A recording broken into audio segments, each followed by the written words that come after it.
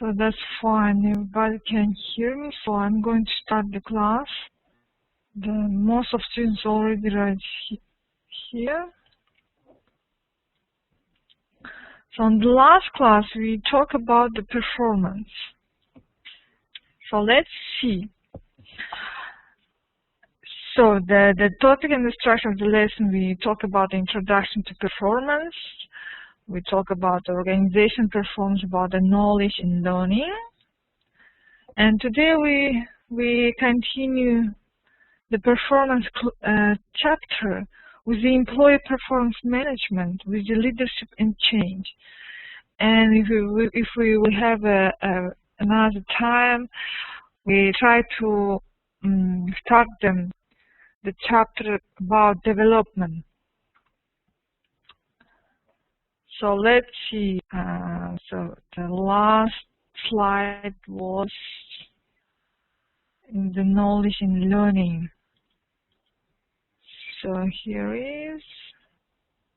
So yes, that's right. We talk about the explicit knowledge and about the tacit knowledge. Now we talk about the organization performance, about the knowledge and learning. Oh, sorry.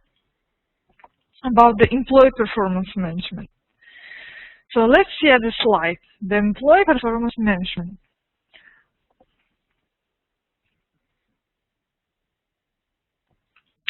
So the performance appraisal. So who can hear me? Please let me know, because somebody can't hear me. I don't know what's the problem. Is my problem or yours problem? If most of you can hear me, I think that Mr. Akmal can't hear because of his problem. Okay, that's fine. Miss Masuda can hear me. That's great. So please try to manage your microphone, because I'm going to start already. Yeah, that's fine. Most of you can hear me. That's good. So here is the employee performance management. We talked about now about the performance appraisal system. Performance appraisal is a system of review and evaluation of an individual's or the team's job performance. It's actually a technique designed to enhance the performance management processes. Let's see the next one slide.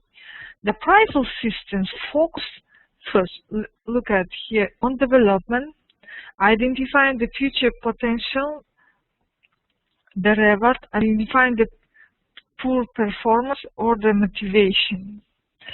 Alternatively, some systems focus on the support or development, particularly in the public sector.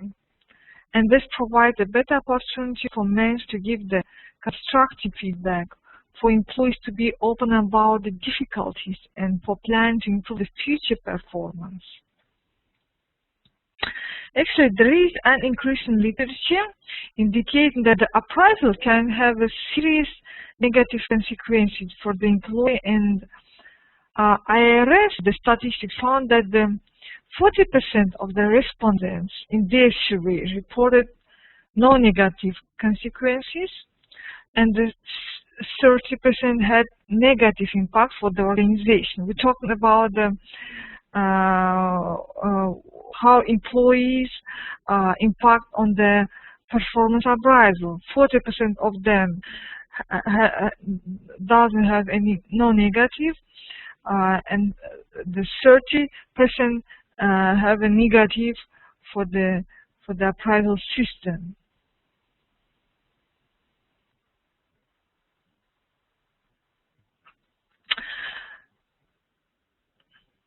The individual or relationship, and we're able to explain the specific incidents where this happened. So political manipulation of the appraisal process increasingly being recognized as a problematic. So you have to know that most of organizations run the appraisal systems in different ways, and some employees has good view on the systems, or some is actually dissatisfied with the system that is company use inside. So let's see the next one topic.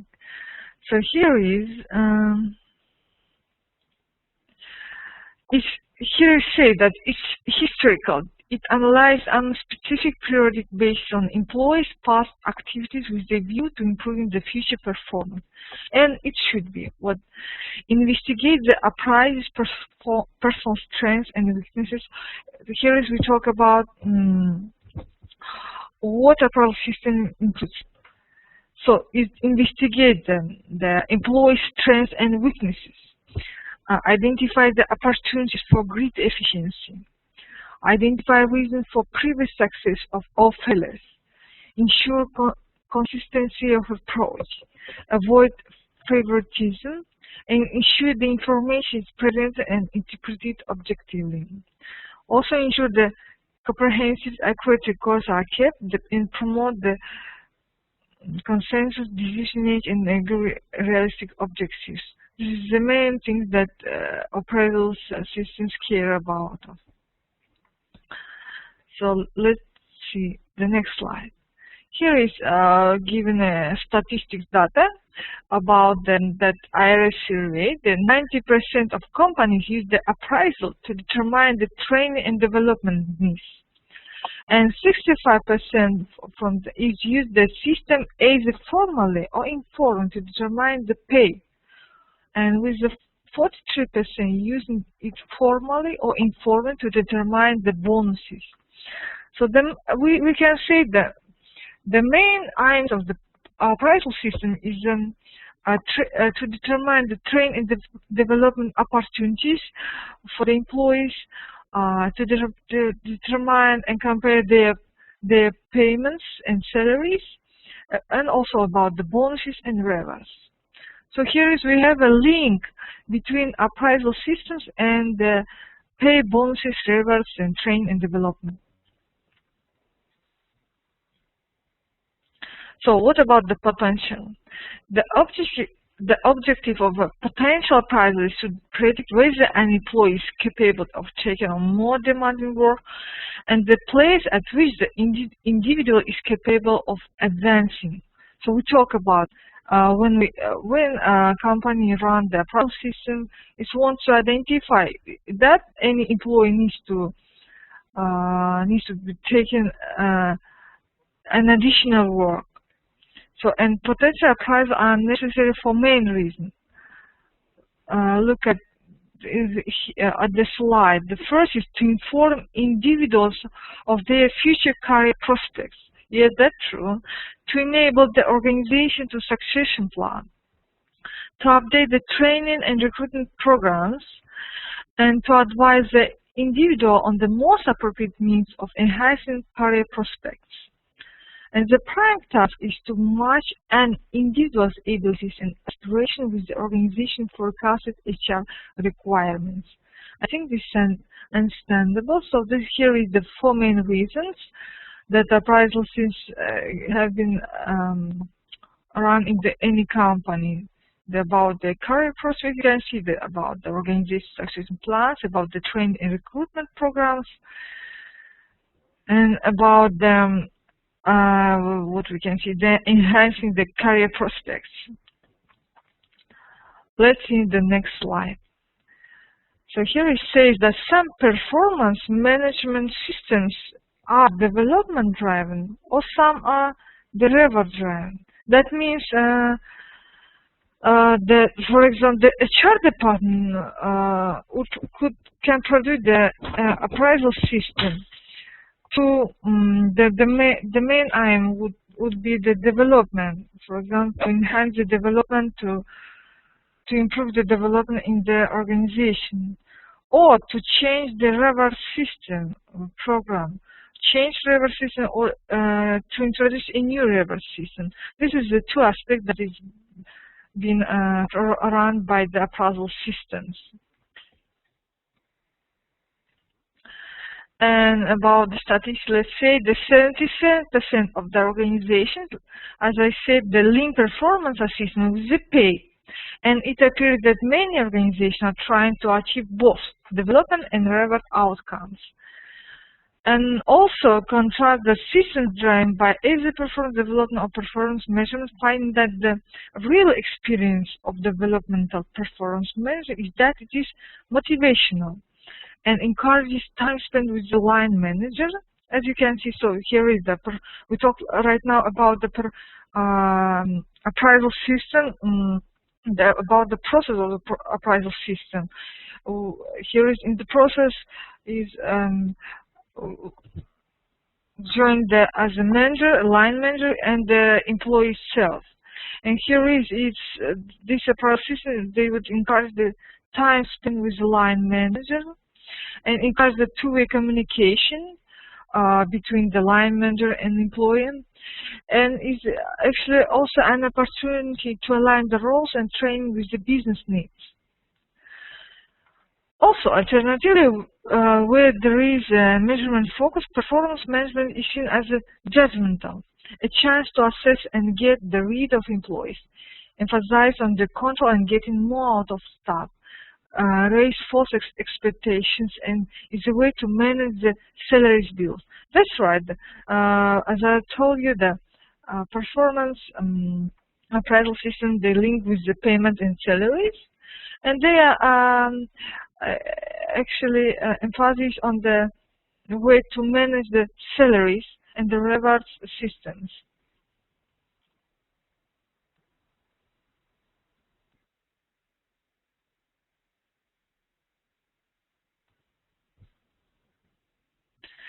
Okay, let's see the next slide. The pay. So we talk right now about the pay, the link between the appraisal system and the pay. It's well established the principle that reward assessments should take place after performance and or potential appraisal reviews have been completed. And there are two main reasons for this. The salary levels are largely determined by market forces, and union pressures and depend on the individual's abilities. The pressure to maintain wage parity between grades and departments, this is the two main reasons. And think about the question here is, should the pay reviews and pay rises be directly linked to the appraisal? So what do you think in your company, in your business, should appraisal system be linked with the payment and salary? Or do you think that the appraisal system must be linked only with the training and development opportunities that is being provided by other organizations? So here is the question for you to think about it. So let's see the next slide. So here is the table 3. They show the characteristics of the performance management systems.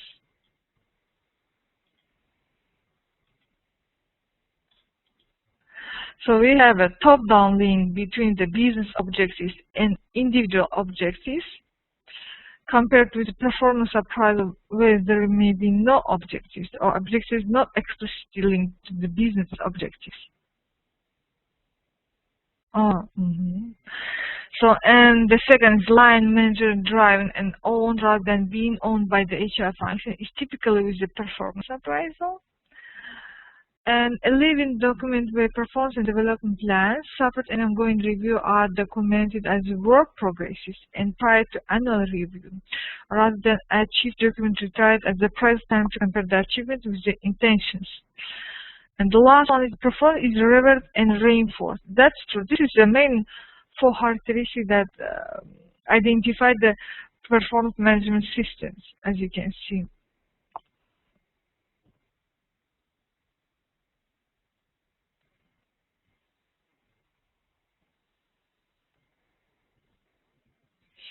So let's see the next slide. So in figure 1, you can see the stages of a typical performance management system. So this we can say stages, or we can say how the process of the performance management system. The first, the definition of the business role, the job description, objectives of the group. So here is we define the business role, we describe job itself and the objective that is performance is being run. And next we go into the planning performance. We plan the performance itself by the individual objectives or by the development plans. Next one is delivery and monitoring. So always the performance system is being monitoring, as you know, by the ongoing management support and ongoing the review. And it's also linked with the formal assessment and reward, as we talk about right now. That is linked with the reward systems, annual assessment, and link to play.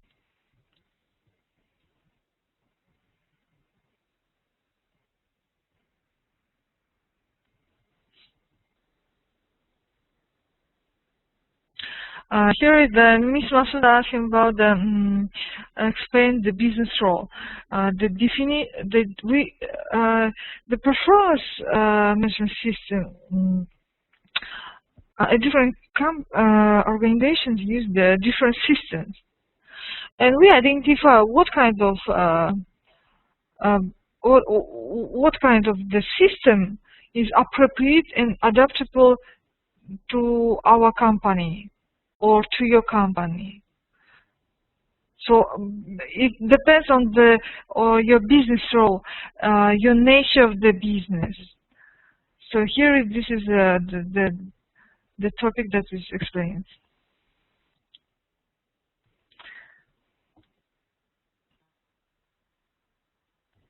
Oh, sorry, this is and here is, as right now talk about the link to play, not link to play, link to pay.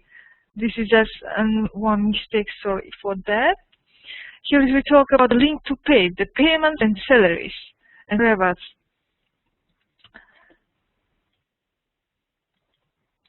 So I hope you understand that one. I will correct that. So let's move to the next slide. So here is, in figure 2, you can see an objective setting cascade. Board level, function level, department level, team level, individual level. So let's try to explain. So organizational objectives are particularly important. And as it's common for such objectives to be cascaded down the organization in order to ensure that individual objectives contribute to their achievement. This is an example is given in the figure 2, you can see. For example, a manager needs to be kept up to date on employee progress. So while the employee needs to be kept up to date on organization changes that have an impact on the aggregate objectives. Both need to share the perception of how the AZ is doing in their role and what they could do that would be more helpful. So you can see here is the figure 2. So the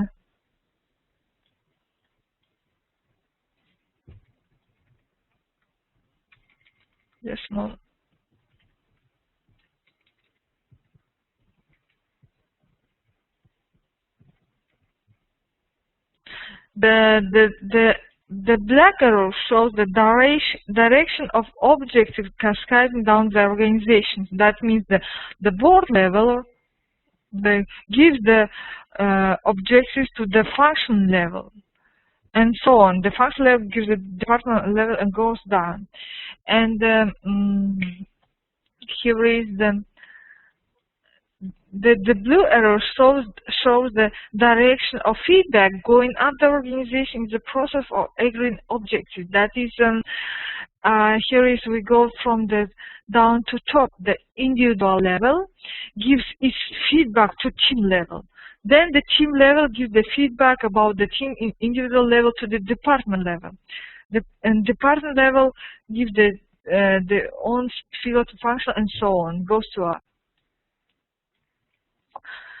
So, for example, in the Scottish Prize and Series, line manager maintained the performance log of their team members' positive and negative behaviors in order to provide the regular feedback and to embed the practice of ongoing assessment.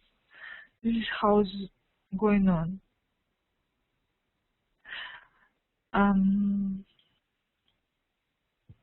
So I have a question about what means the cascade right here. Cascade is like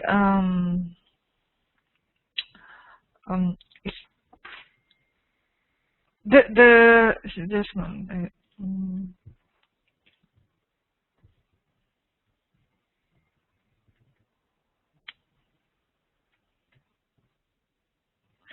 Here is like a ladder, you know.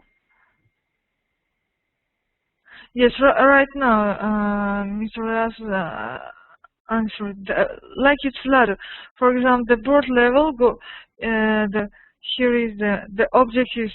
For example, all the objectives, the aims go from the top to down, but the feedback from that is going to down from the top. We talk about right now the performance management system, how it's going on. The process is going in two ways, from top down and from down to top. Is all integrated between, among the others. So, and also the formal performance review or assessment we talk about right now about this. Regular formal reviews are needed to concentrate on development issues and to motivate the employee. Also, an annual review and assessment is needed of the extent to which the objectives have been met, and this is where may well affect pay received. So, and also many systems actually they still include a link with the pay, as we told right now about that. For example, Armstrong and Baron report that the staff almost universally dislike the link with the pay. And the mentor in one of their case study companies reported that the whole process is an absolute nightmare. So, as we talk right now about that, most of employees don't like the link with the payment and with the performance system itself. It depends on I think it depends on the company and it depends on the business role of the company. It depends on what kind of objective is being produced in the company. So we can see other reasons later in this chapter.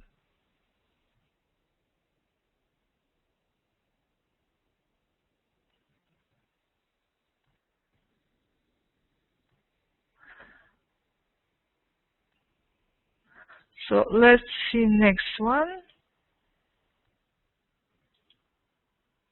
So employee performance management system incorporate appraisal activity, but include other aspects such as a link to organizational objectives, and emphasis on the ongoing review, the motivation, the coaching support, and the reinforcement reward for performance achieved.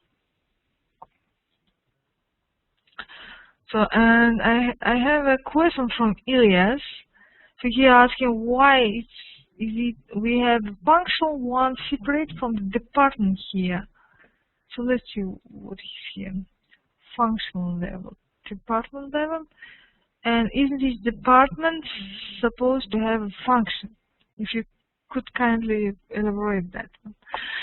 Actually, here this is an example of the organization's structure. It also could be different one.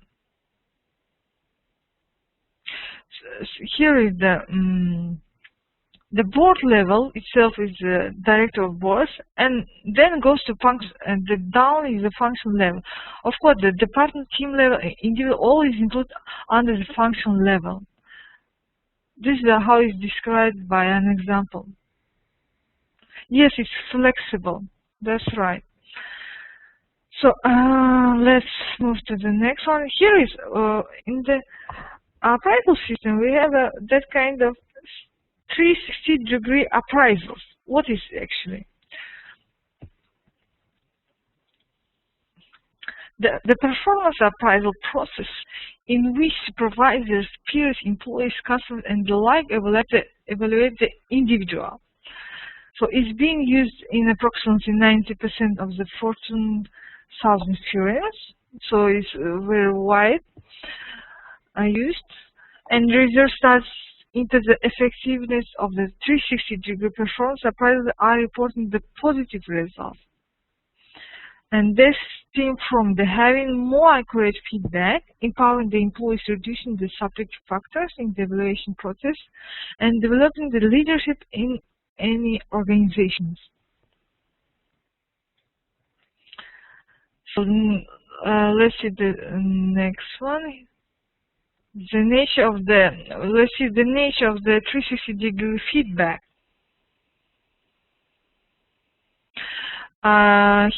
This is a Fortune 1000 firms. It's not a one company. It's this is actually statistics given by the UK books, and I think this is maybe that is international journal, and which includes the best, the largest firms in the world. So let's see. The next slide. Here, 360-degree feedback is increasingly being used to provide the individuals with the basis for changing behavior and improving the performance. It's also important to use this process developmentally rather than linking it directly to pay hours. And actually, this approach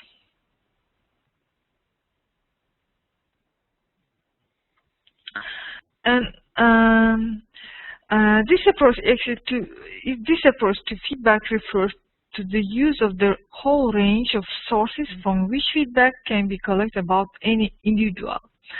It's like the feedback is collected from all of the partners, from all of the individuals about you, about your function, about your job. And this feedback is collected from every angle, as I told you, on the way that the individual carries out his or her job. From the immediate line manager, so here is the feedback collects from the line manager, peers, subordinates, the more senior managers, from the internal customers, also from the external customers, and from the individuals themselves. So let's see that means 360-degree feedbacks collects from all of you, from all people with whom you are in impact, from the internal, and that means from the other employees and line managers, and from the external, like from the customers. And also, it is argued that this breadth provides the better feedback than relying on the line manager only. Of course, this feedback is better than the one feedback, because this is complexity feedback, and it's also it's don't observe the individual in a limited range of situations. It's observed from the objective side. And 360-degree feedback provides a better way to capture the complexities of the performance. So let's see, I have some questions.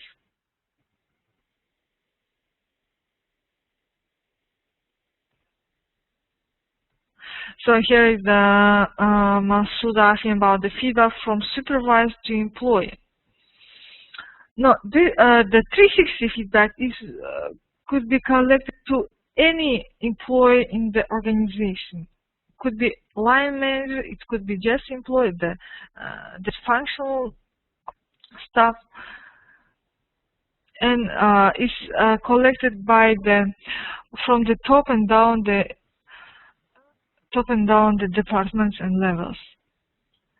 So here is such as around feedback. Why is called the 360? This is all-round feedback. Enables the individual to understand how he or she may be seen differently by the different organizational groups, and how this may contrast with the individual's own views of his or her strengths and weaknesses. This provides powerful information for the development of self-awareness.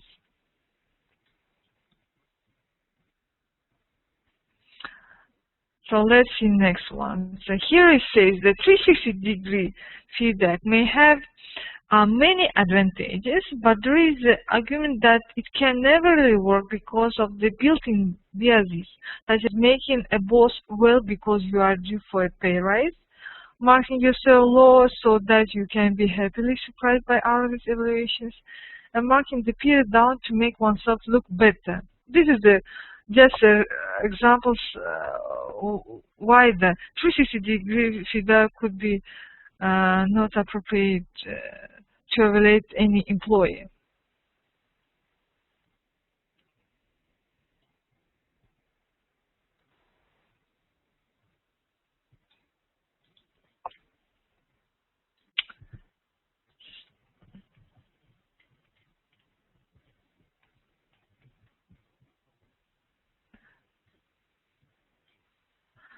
So let's see. So I think I have some questions.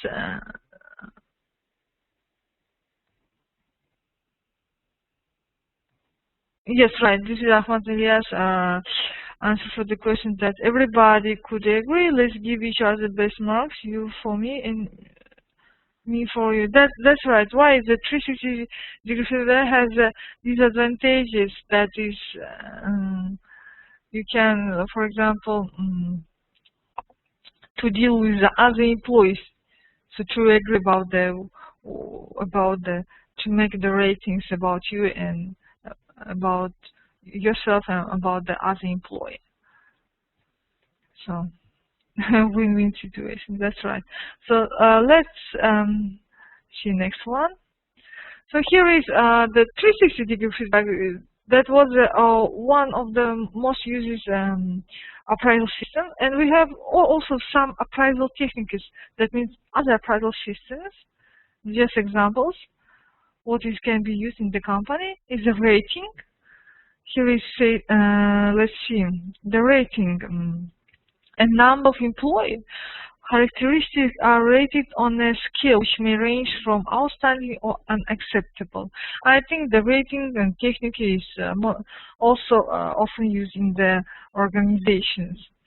That organizations give you the application form to fill up it and give you the ratings. How do you rate, for example, your job, your organization culture, and so on. And what else? We have a comparison with objectives. The employees and the managers agree objectives. The process is based on how far these objectives have been met. Here is the appraisal system linked direct to company objectives, and it's maybe asking you. It's most of line managers make an interview with employee about asking your job, how are you doing your job, and what's your objectives, and analyze do that objectives are being linked with the company and business objectives. And the last one is the critical incident. The appraiser records the incidence of the employee's positive and negative behavior during a given period. This is like line, for example, the line managers just monitoring you. How do you working? How do you perform? And mark give you the ratings and the positive or negatives rating related to your job behavior, about related to your performance, related to your work itself, how you're doing. So this is just examples. This is most techniques that's been used in the companies. So let's see the next slide. So that's we finish the employee performance measure. Now we move to the topic leadership and change. Leadership in change.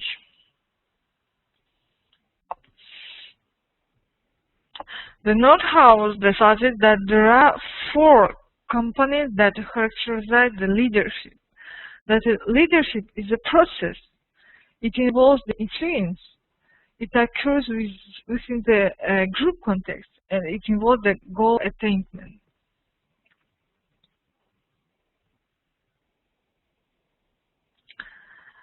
And the leadership is a process in which an individual influences other group members toward the attainment of group or organization's goals. I think about the leadership and change you've been already learned in the team working session, and today I will give you the additional materials about the leadership and about the change. So here is this is a statement about the leadership given by Shackleton, that is the process in which the individual influences the other group members toward the attainment, that means toward the knowledge and skills of the group or the organization goals. And it does suggest, however, the leader in some way motivates others to act in such a way as to achieve group goals. So in the following 3 sections, we will look at 3 questions which underline virtually all the work on leadership. The first, what are the traits of a leader? The traits mean characteristics of the leader or an effective leader. The second, what is the best leadership style or behavior? And we talk about if different styles are appropriate at different times, what factors influence the desired styles. We talk about the leadership styles. So let's move. The next slide. Here is given the main traits of leaders. You can also add something else. The first is drive to achieve, the motivation to lead, the honesty and integrity, the self-confidence, including the ability to withstand the feedback, the standing firm and being emotionally resilient, and cognitive ability and knowledge of the business. This is the main traits of the leaders.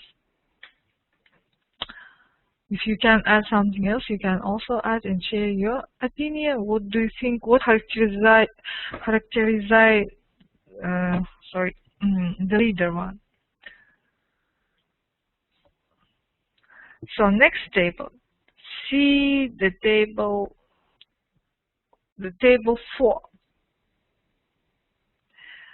In a slightly different vein, the Goleman carried out a meta-analysis of the leadership competency frameworks in 188 different companies. And these frameworks represented the competence related to the outstanding leadership performance. And Goleman analyzed the competencies into 3 groups: the technical, cognitive, and emotional, and found that in terms of other ratios between the groups, emotional competencies proved to be twice as important as others. Here we talk in the table 4. You can see the 5 components of the emotional intelligence of the leader. So let's see the self-awareness. This he defines as a deep understanding of one's strengths, weaknesses, needs, values, and goals. And self-aware managers are aware of their own limitations. Self-regulation, the control of feelings, the ability to channel them in constructive ways, the ability to feel comfortable with the ambiguity and non-panic. And motivation, the desire to achieve the beyond expectation, being driven by the internal rather than the external factors, and to be involved in a continuous striving for improvement.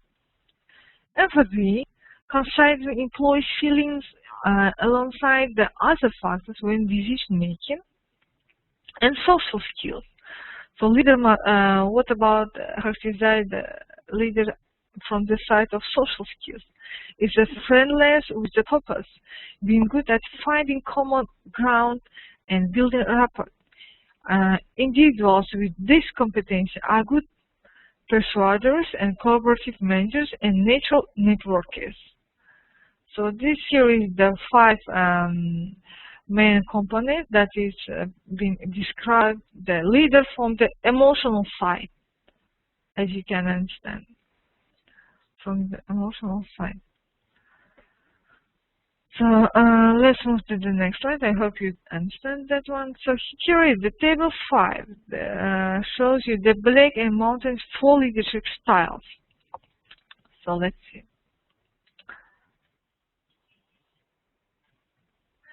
Another piece of research from the style approach, we talk about the leader styles, is that the Blake and Mouton, who developed the famous managerial grid. This is the table. The table 5 shows you the managerial grid. The grid is based on 2 aspects of leadership behavior. One is the concern for production, that is task-oriented behavior such as clarifying roles, scheduling work, the measuring output.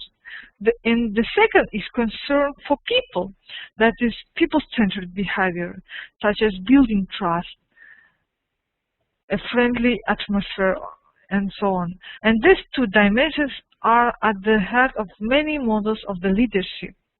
So this is like, we can say this is the main models of the leadership style.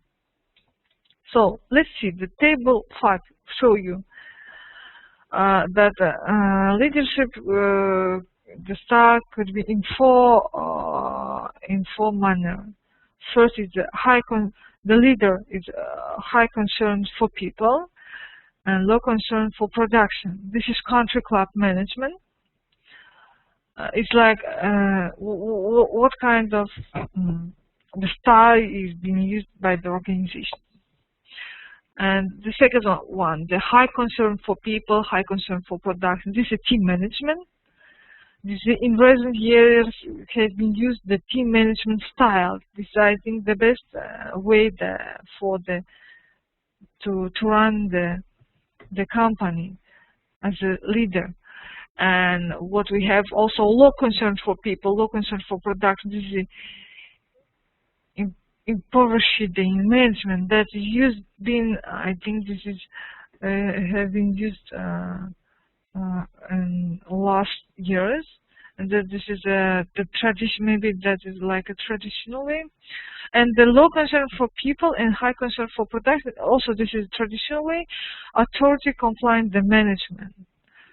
So in this table 5, in this grid, maybe you can find your own leadership style that is being used in your company, in your business, or your leader, or you as a leader.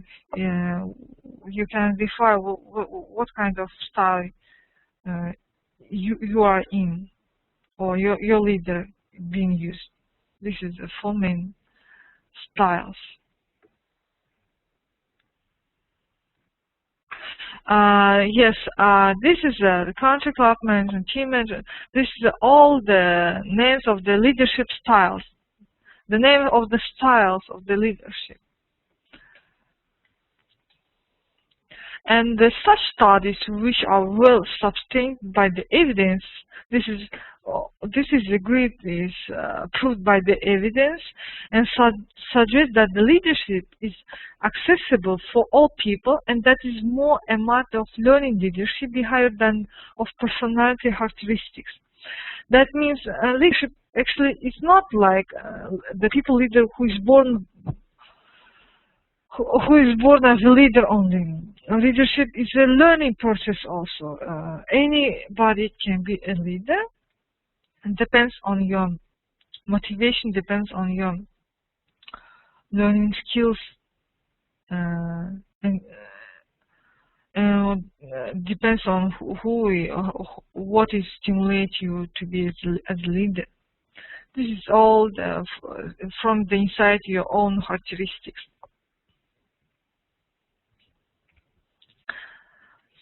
So there is, we talk right now about the managerial grade.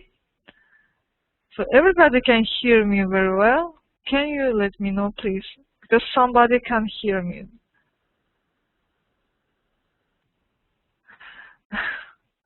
Yes. Mr. Zalman Nawadi asking the leaders born or built. Actually the leaders is most of built. Today you can build yourself as a leader. No need to born as a leader. Of course, some has a special talents and characteristics to be a leader from the born age. This depend on each individual.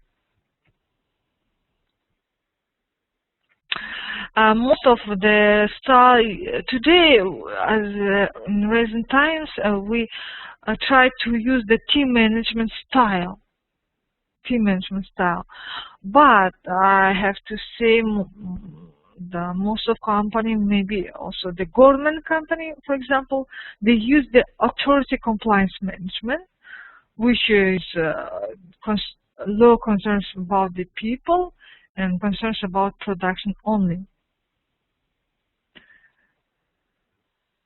And it also depends from the business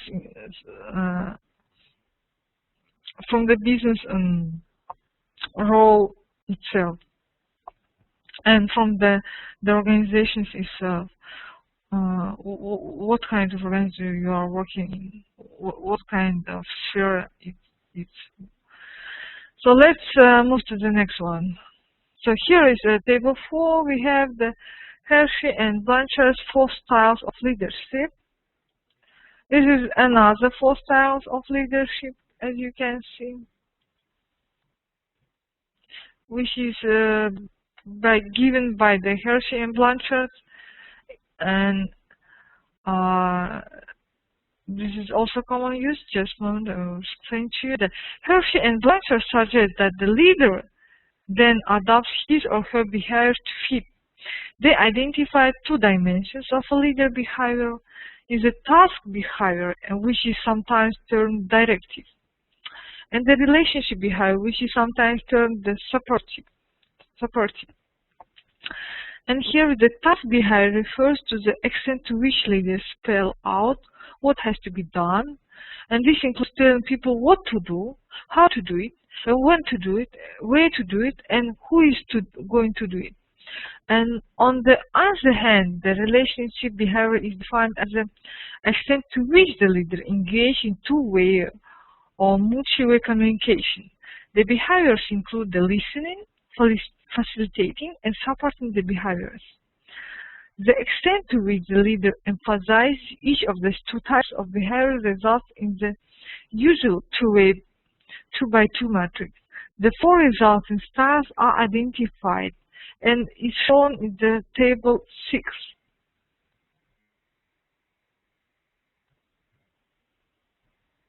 Here, as you can see, high relationship behavior, low task behavior, followers are able but unwilling or insecure, and this is supportive participating style. So the coaching style, what is about high relationship behavior, high task behavior, the followers are unable but willing or confident. This is we talk about the leaders.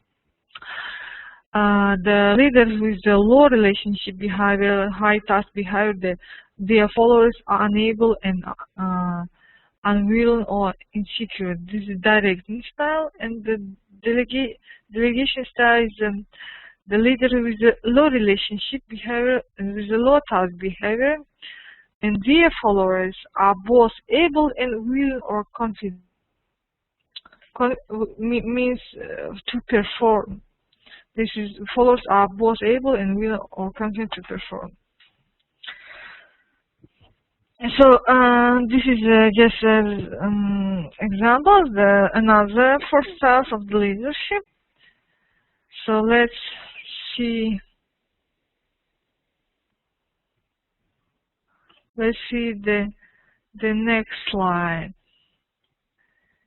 So we have another 6 leadership styles reported by Goleman. Let's see. The Goleman report the result of some research carried out by the McBain, who sampled almost 20% of database of 20,000 executives. The results were analyzed to identify the 6 different leadership styles, which are shown in the table 7. But most importantly, Goleman reported that the leaders with the best results do not rely on only one leadership style. So it means the leaders with the best results use in the combinations the styles. And Goleman goes on to consider the appropriate context and impact of each style, and argues that the more styles the leader uses is the better. So that means that the leaders can use not only one style, they can use the styles in the combination, and the more they use it, the better way.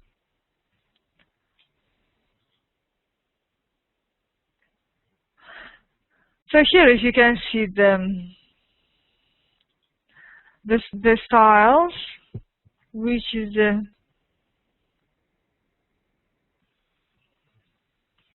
coercive style. The leader demands immediate compliance. The authoritative style, the leader mobilizes people towards a vision.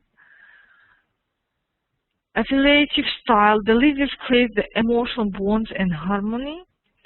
The democratic style, the leaders use participation to build consensus. Persuading style, the leader expects the excellence and self-direction from followers. And coaching style, the leader develops people for the future. Here is the good leader. What we can say, the effective leader can use the combination of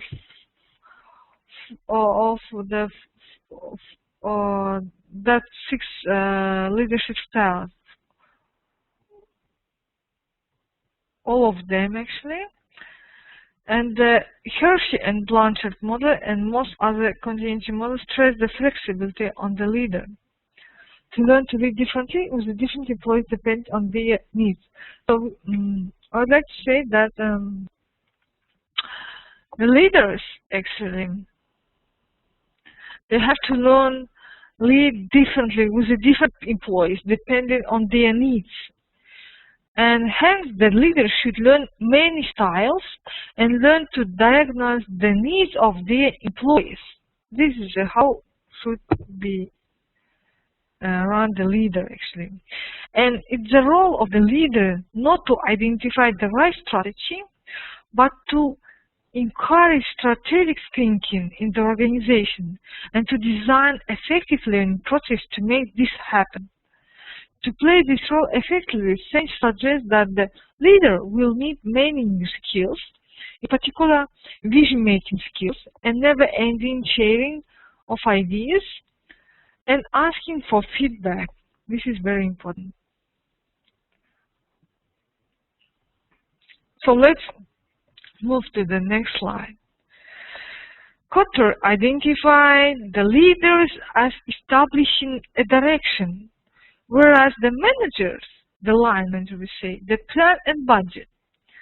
So also leaders align the people with the vision, whereas the manager organize the things. Leaders motivate and inspire the people, whereas the manager control and solve problems. And leaders encourage change, and whereas the manager encourage order and predictability. Here's, I'd like to say that you have to identify 2 types, the leaders and managers. It can be not one person. Leader and manager could be different persons, and the leader could be not only as a line as top manager, which is being stand at the board level in the company. It could be just a functional staff. So leader could be any person in the company, not only as who is the top manager from the line management, because the line manager have their own task, as we just talked about the plan, budget, the organization, about the control, solving problems, and so on.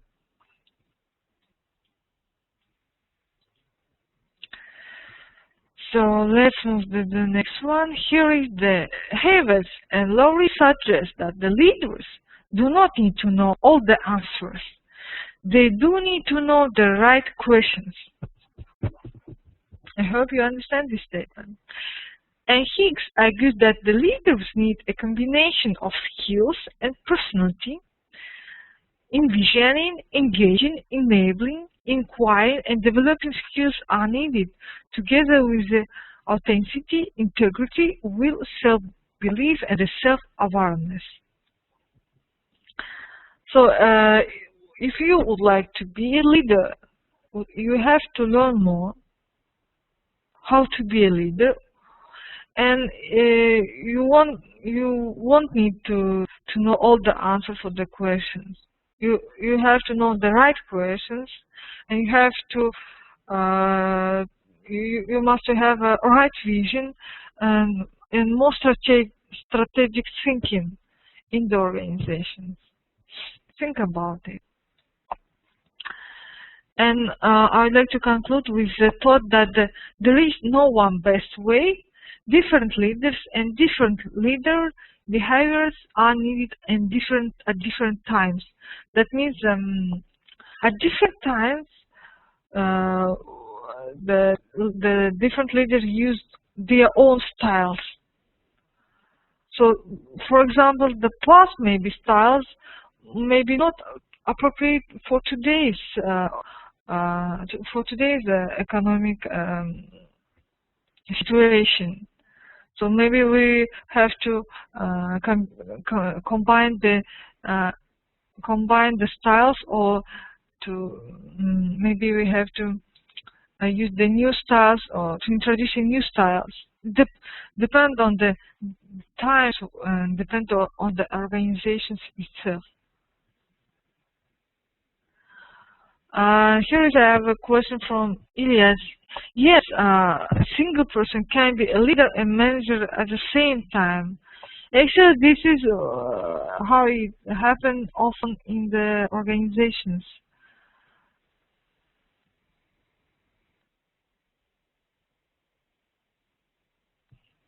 So, most of top managers and line managers in the company, they can be as a leader of any project. But if a manager has own task and is too busy, it can share its leader's functions with other employees in the group. It's like a team leader. The team leader could be any from the organization, or is employee from the functional level or from the board level itself. It depends on your company, on your organization style, on your business role, and the project which is being proposed to lead or to do it actually. So here is actually a lot of reasons. So let's see. If we talk right now about the leadership, and also I'd like to say that a different department in the company, they have own teamwork, and here is a leader of one department can be a leader in other department in other groups. This is also could be happen. It could run at two kind of departments, two kind of teams. But here is the problems could be that if this is two teams, if they have opposite functions to do the project. Like for example, if marketing department would like to introduce a new advertisement, a new product. And here is the other department, like financial budget one, accountancy. They maybe they won't have additional cost for the advertisement. And here is we can see the opposite vision of two departments. And if the one's team leader is one team leader of both departments, he might be having or she might be having the problems to solve to solve these questions. What to do to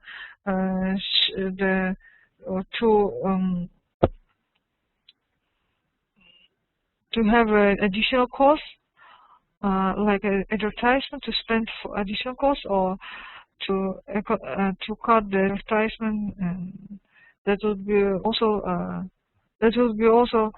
decrease the sales of the organizations.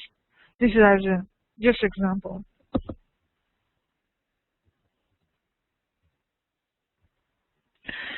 So let's see to the next one. Sorry, because we have a limit time. So let's talk about the change. I understand that you like the topic about leadership, because I have a lot of comments about the leadership, about the leader itself. That's very good. That means this topic is interesting, not boring for you. So let's see the topic about the change. The change is something which cannot be avoided in today's competitive business environment. What is influence and pressure the change? Here is the internal factors. It can be internal factors, and there could be external factors. External factors, which is the information technology. It could be from the global and local competition, and from the demographic sides.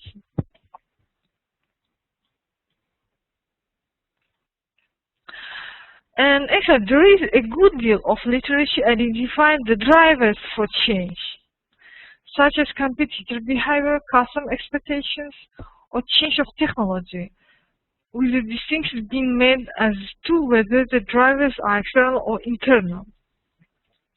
The change may involve movements in organization shape. So let's talk about the change. That the change can involve the movements in the organizations that can change the shape of the organization, the size, the structure, the rewards, the values, the beliefs, the systems itself, the procedures, the roles, the responsibilities, culture, task, and behavior. And the transformational change may involve all of this. It's generally agreed that the transformational change is more than this. It could be, it involves like fundamentally change, where the organization can move in new ways of understanding the business.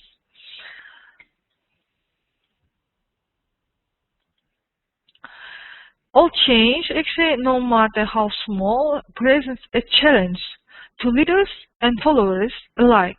For leaders, there is a challenge of making the required changes happen in reality, and for the followers, there is the challenge of coping with the changes over which they often have no control and for which they have potential no desire.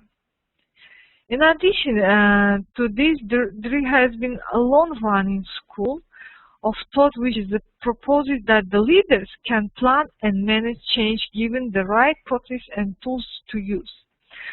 So actually the change, if it's happening in the company, from the internal or external side, is always being moved, run by the leader in the company, or leader from the department. And actually there is a variety of models in the literature, but most focus on such stages. What kind of stage could be in the changes is identify the need for change, the company actually identify does company need for change actually?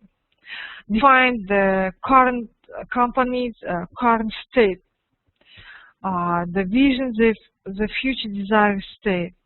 What your current state of the company you identify, and what your future vision, future state of the company would be. Identify the gap between the current and future state. Diagnose the capacity for change, including the barriers and how they can overcome. Plan actions and behaviors needed to close the gap. Implement required actions in the change, and manage the transitions. Also constantly reinforce the change, sustain the momentum, and measure progress. So let's see the next topic. So in the change we have a resistance. Right now we talk about the change which is happening in the organization, in the company. So what is the resistance actually? What are the causes for resistance? And why resistance actually exists? Let's see. Let's see for that. So here is some external forces for change. From the information technology side is easier information transfer, facilitate the global structures, requires the new competencies and expectations, facilitate the promoting the new employment relationships, and more emphasis on knowledge management. So if we have the forces for change from the information technology, there is a point that that is happening in the company. Here you can see. So let's see the forces, the external forces from the globalization and competitions. The global competition itself, the technology makes it easier to compete quickly and results in restructuring and outsourcing. Mergers produce many employment changes. This is the points from the globalization and competition itself. So when it happens from this side, it can be results in restructuring company, outsourced or mergers with other companies. It can produce many employment changes, like it can produce additional vacancies. Or it also could be globalization, like we have a crisis in 2008, the cost of the staff. Also, this is actually the change in from the globalization side. It's as example, it can be financial crisis. So let's see the next one. What's the demography? From the demography side, more educated workforce, the one involvement in interesting work. This is a younger generation, less intimidated by status, want a more balanced work life. And from the cultural changes, the more individualism in the traditional collectivist countries. This is forces for change actually, if from the demographic side, as you can see.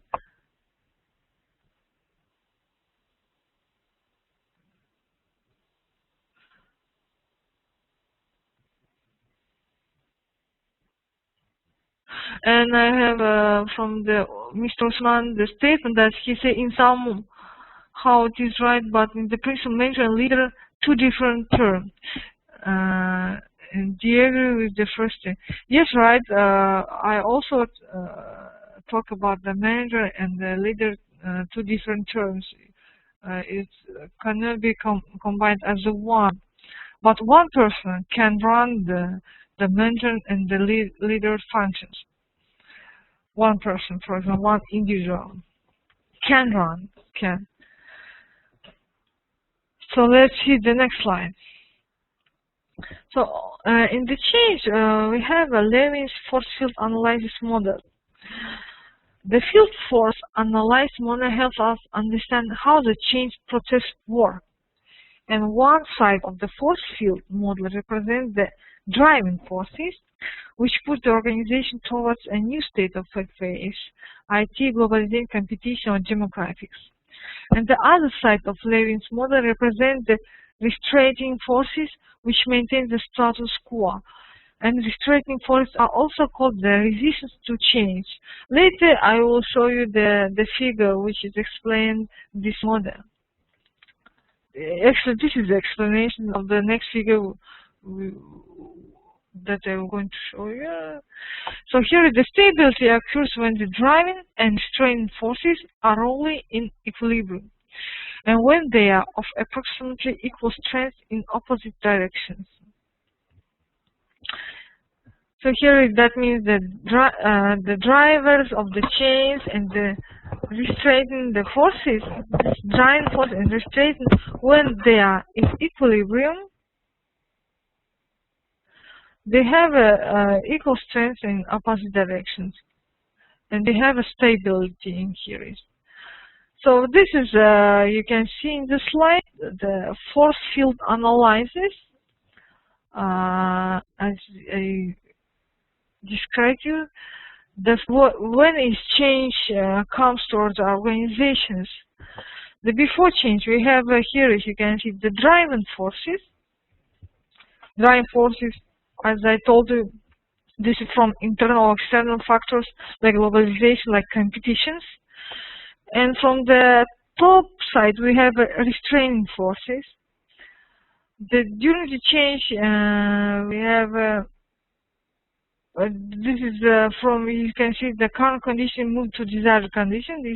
The resistance becomes less, and after the change, it already been adapted the new changes. The company already been adapted the new change. This is just like a scheme which shows the when the change happening in the company and how the change, the forces, the drive forces and the resistance forces are met with each other. Let's see the next slide. So we have a resistance to change. What the resistance can be to change organizations or structure or some functions, departments, and so on. The forces for it here is can be direct costs, the saving phase. Here you can see the force for change. If company won't change, it's the business model or anything else.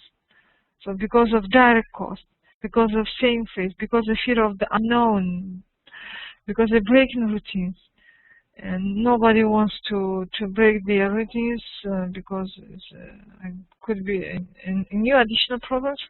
Encouragement the system, incongruent system, and incongruent team dynamics. This is the forces for change. Just examples. Let's see the next one. Decreasing an urgency for change. The need to motivate the employees to change. So if you have resistance for change, you have to, or the leader has to motivate employees to change. The most difficult when organization is doing well. So here is nobody wants to break their routines. They break the already organized company and functions, and also it must be real. Not the leader must give a real task, not oversized, and the customer driven change. Here is the adverse consequence for fear the human element energies employed. It also can be when change comes in the company, it could be change from the perspective of the customer, and it also can involve the the doing role, the doing business with the customer. So here is I have some questions. In case the company doesn't want to change, this force will then to be changed. I didn't answer the question. What was?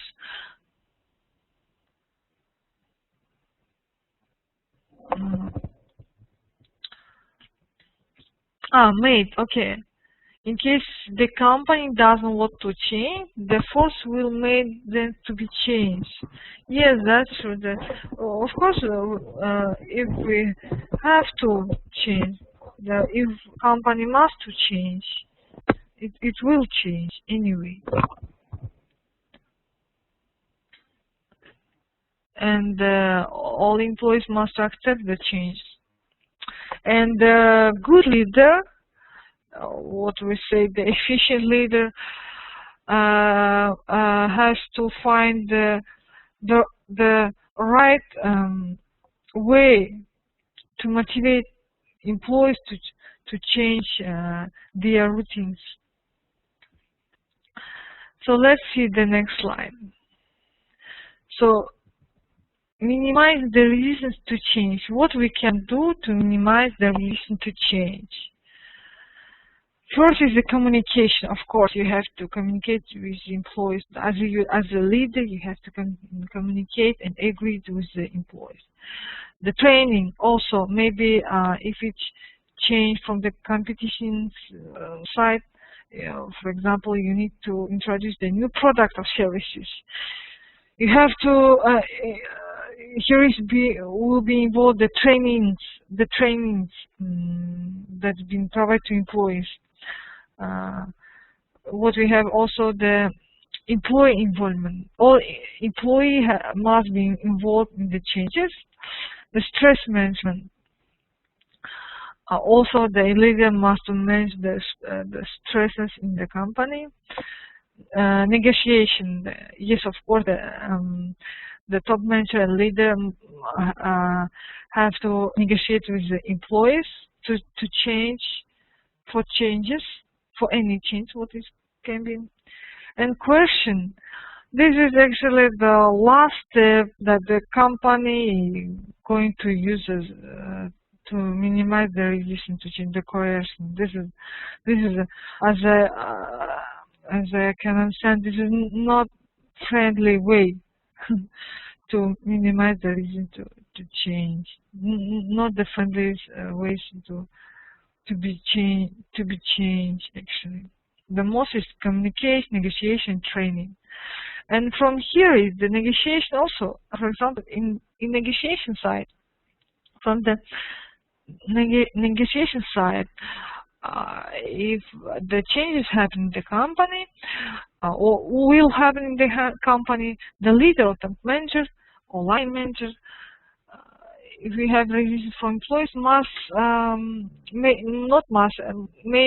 maybe propose a new reward system, for example, train and development opportunities for the employees. And we have, as a leader, you have also deal with your employees. Also, always have a deal with your employees to minimize the coercion for the changes. So let's see the next slide. Rephrasing the desired conditions. The creating organization system and team dynamics to reinforce the desired changes. After reverse to reinforce the new behaviors. The new information system guide new behaviors. That's right. Recalibrate the introduce and feedback system to focus on new priorities.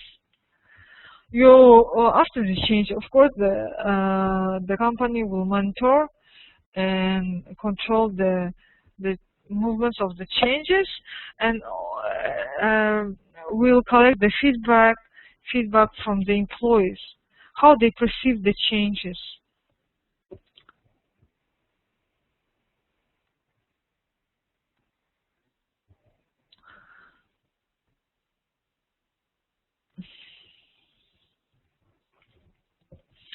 So let's move to the next slide. Here is the change agents. As I told, in the change process, the company must have find a leader, the change leader or change agent who's going to run this changes process. And the change agent possesses knowledge and power to facilitate a change effort. Usually, internal change champion it's usually internal change champion, but also can be from outside. It can be also outsourced change agent, and need to be transformational leaders. That means what means the transformational leaders? The leader in the company must or has to implement and try to implement on yourself the changes. Be transformed, be mobilized, be quickly and fastly in the changes process, and be adaptable to the changes.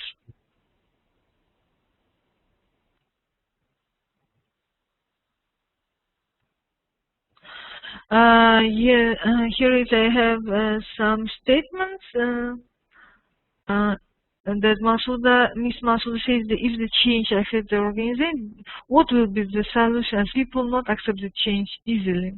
The solution here is, as we already look at it, is the training and the training process, and also negotiation. We have to remember about the communication with the employees.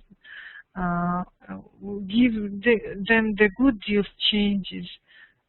And Ms. Masuda says about if the change affects the organization, what will be solution? As this is the repeat questions actually. So the solution for changes. First, the company must find the change agent who is the transformation leader, who is the change champion, and must lead the followers to changes, and must communicate, negotiate with the employees, provide them appropriate training for the changes, maybe propose them a new reward system or new opportunities.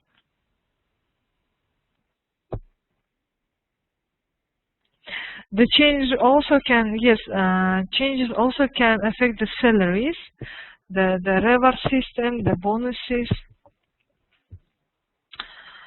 But it depends why company going to change, from the reason of the changes, from the forces of the change. It depends from what kind of forces for the change the company have actually.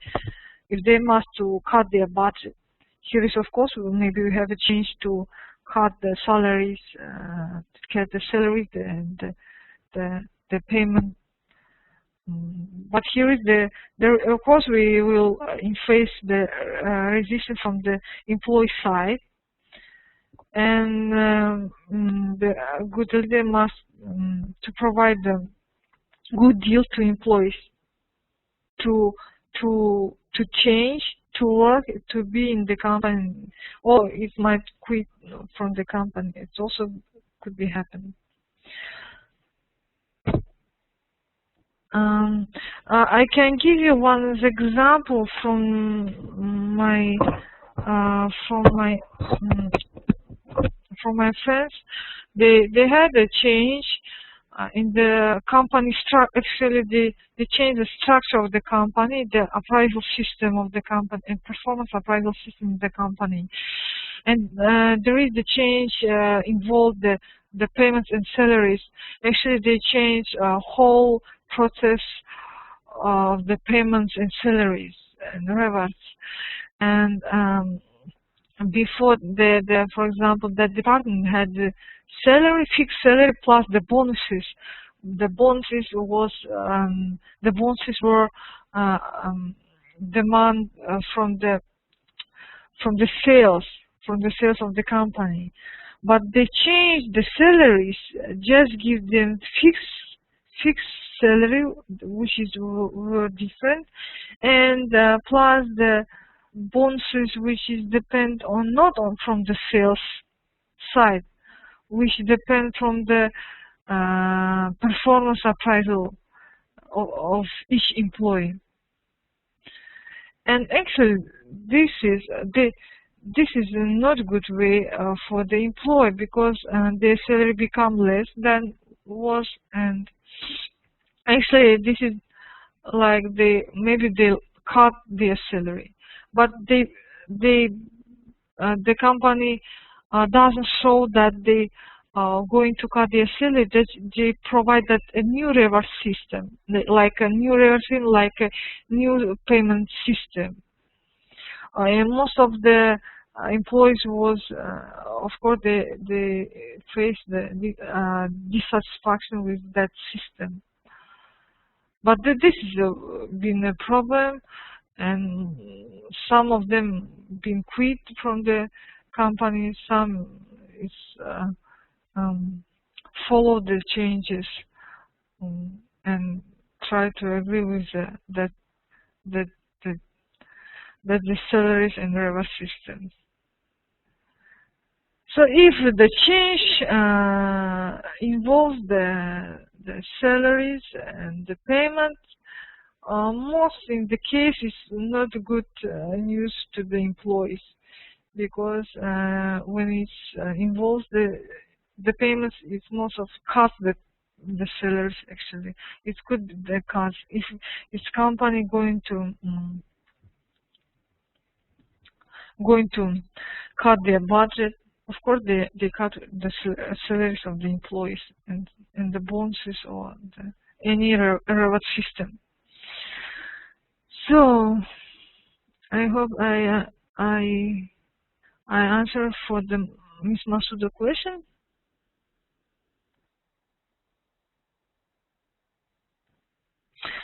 I would like to say that most companies, when they arise, when they actually develop in the developing stage, they actually make a change in the seller in the payments systems. Most of companies faces that one. And most of large companies faces these changes, and of course they from inside aspects that they have a resistance from the employees. So let's see the next slide. So the conditions for diffusing the change. So what kind of conditions for diffusing change we have? The successful pilot study, the favorable publicity, the top management support, the labor union involvement. So this is right now that Ms. Masuda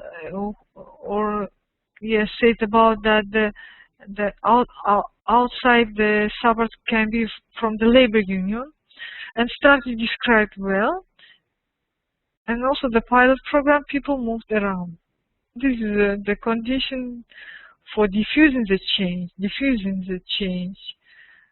the resistance for the change. So let's see, we have questions. Ms. Masuda, if the budget of company fixed by the year, how performance data get them promotion payment?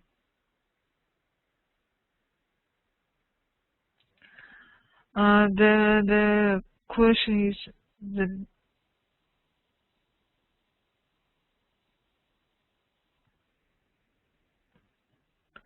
no, here is actually this week we have to see from the financial department side.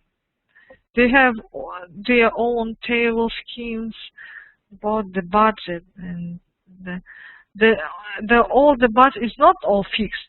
Maybe it's approximately fixed in one sum, but they give a plus and minus and some another amounts and they do have statistics about the loss of appraisal systems, promotion payments, and they do forecast the budget actually in the promotion way, in the promotion payment. So let's see the next slide. The organization development defined. So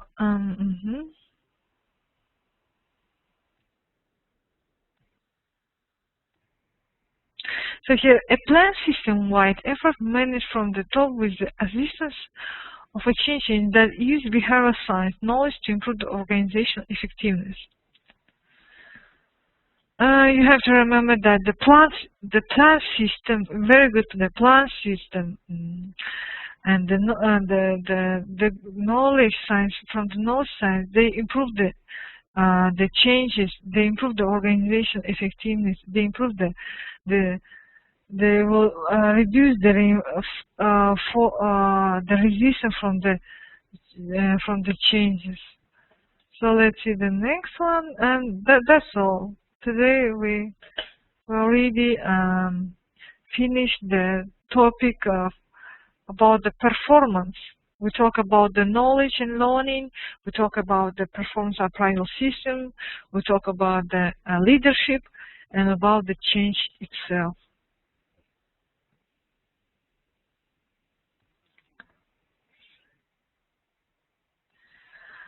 So we also have a topic about the development. So, and I think the time is already 7:45. We start at 6:10, so it's already finished. We're going to stop our class. Yeah, it's already around 2 hours. So let's leave the development topic for the next session. And in the next session, we talk about the development and about the motivation programs and about the reward systems. Is it okay for you? I think we had a very great topic about the leadership and change, about the performance appraisal. There is a huge materials, and after the class I will send you by email and you can review it again, and if you have a question you can just email to me. So thanks to all of you. I hope you enjoyed the class.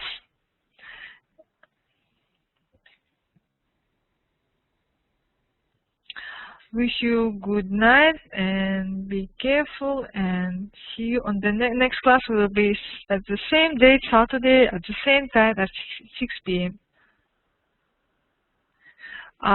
Yes, of course, I will send this PowerPoint slides to all of you after the class. Don't worry, because you can review again, because this is very interesting topic and actually very important in our life, in our job, in our organization, company. So thanks a lot and goodbye. Goodbye, dear students. Goodbye.